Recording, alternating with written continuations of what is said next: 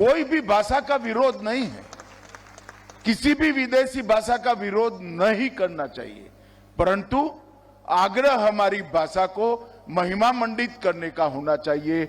आग्रह हमारी भाषा को बोलने का होना चाहिए, हमारी भाषा में सोचने का करना चाहिए। भाषा सिर्फ संवाद का माध्यम नहीं होती, एक राष्ट्र की आत्मा होती है। सबसे पहले तो मैं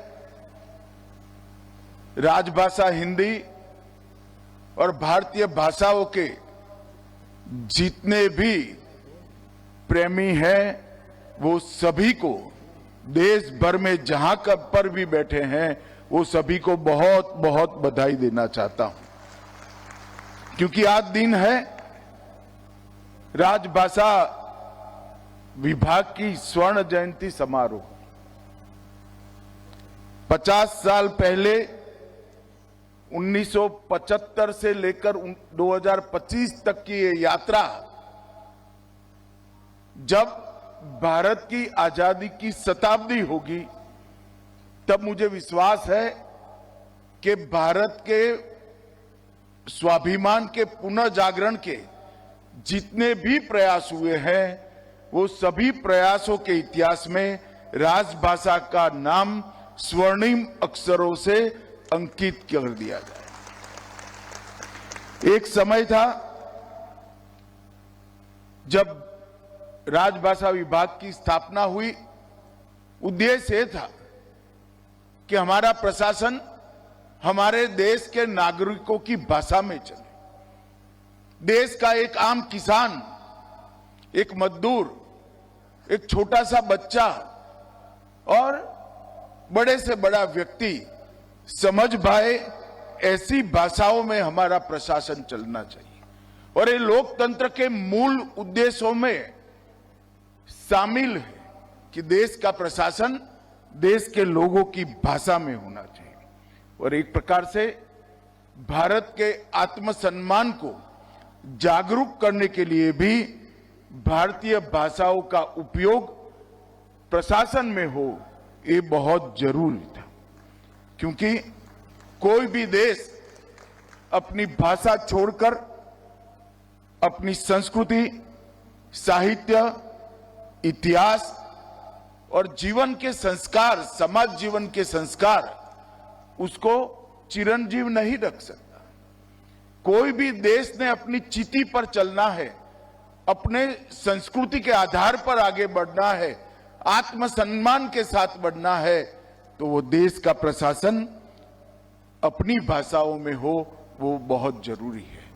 इस महान उद्देश्य के साथ राजभाषा की शुरुआत हुई और 50 वर्ष की ये यात्रा आज ऐसे मकाम पर आकर खड़ी है कि यहां हमने इसको आगे ले जाने का हमारा प्रयास और आगे ले जाने का हमारा पूरा रास्ता तय करने की जरूरत है।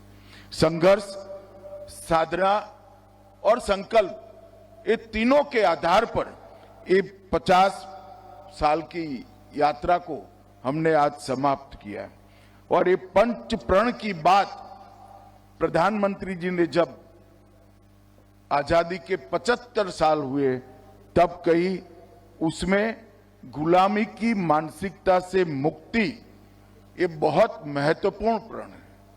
और जब तक व्यक्ति अपनी भाषा का गौरव नहीं करता, अपनी अभिव्यक्ति अपनी भाषा में नहीं करता, अपनी सोच, विश्लेषण और निर्णय करने की क्षमता को अपनी भाषा में नहीं गढ़ता, हम गुलामी की भाषा से, गुलामी की मानसिकता से मुक्त नहीं हो सकते। कोई भी भाषा का विरोध नहीं है, किसी भी विदेशी भाषा का विरोध नहीं करना चाहिए, परंतु आग्रह हमारी भाषा को महिमा मंडित करने का होना चाहिए।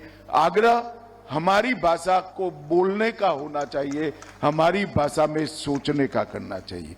और पूर्णतः विकसित राष्ट्र की संकल्पना तभी हो सकती है जब विरासत को परिभाषित करने का भाषा एकमात्र माध्यम है, इसका महिमा मंडन हो। जहां तक देश का सवाल है, भाषा सिर्फ संवाद का माध्यम नहीं होती, एक राष्ट्र की आत्मा होती है। हमारी जड़ें, हमारी परंपराएं, हमारा इतिहास, हमारी पहचान और हमारी जीवन संस्कृति, ये सभी भाषा से कटकर आगे नहीं बढ़ा सकते। और भाषाओं को जीवंत रखना भी इतना जरूरी है और भाषाओं को समृद्ध करना भी इतना जरूरी है। ये सभी प्रयास हमने आने वाले दिनों में सभी भारतीय भाषाओं पर के लिए और विशेषकर राजभाषा के लिए करने चाहिए।